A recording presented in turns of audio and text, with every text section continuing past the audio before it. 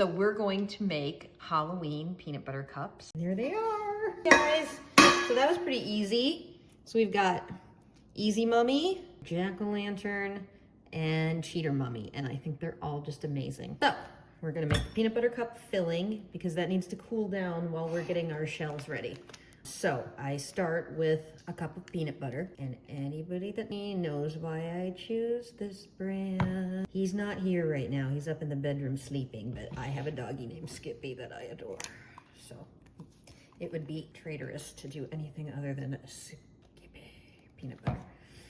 So I'm doing a cup of peanut butter, and I'm using this is my world's best measuring cup. This one is so old. I got this one in 1996.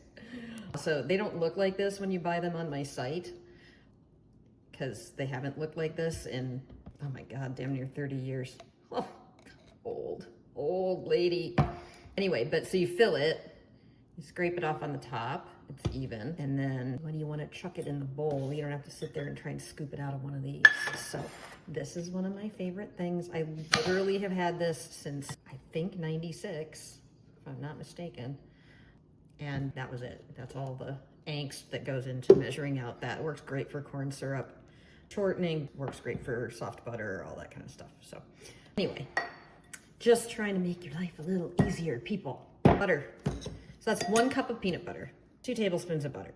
And I'm just gonna throw this in the microwave.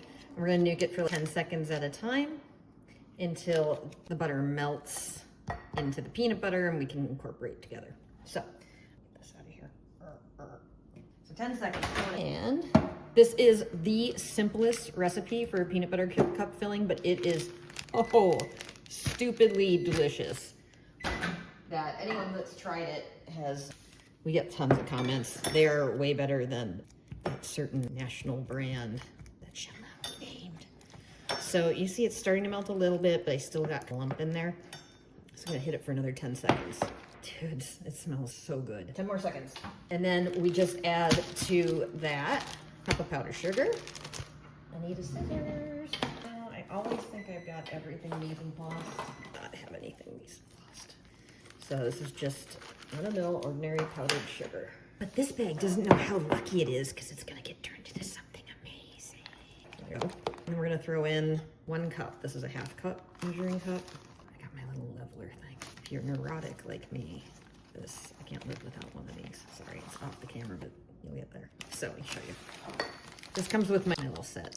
Measuring cup, measuring teaspoon, measuring spoons, but I use it for everything. So, because it just, the glory. Okay, and then we're gonna do 1/8 of a teaspoon of salt. This is super important. This is what makes these exceptional. It's just this little bit of salt.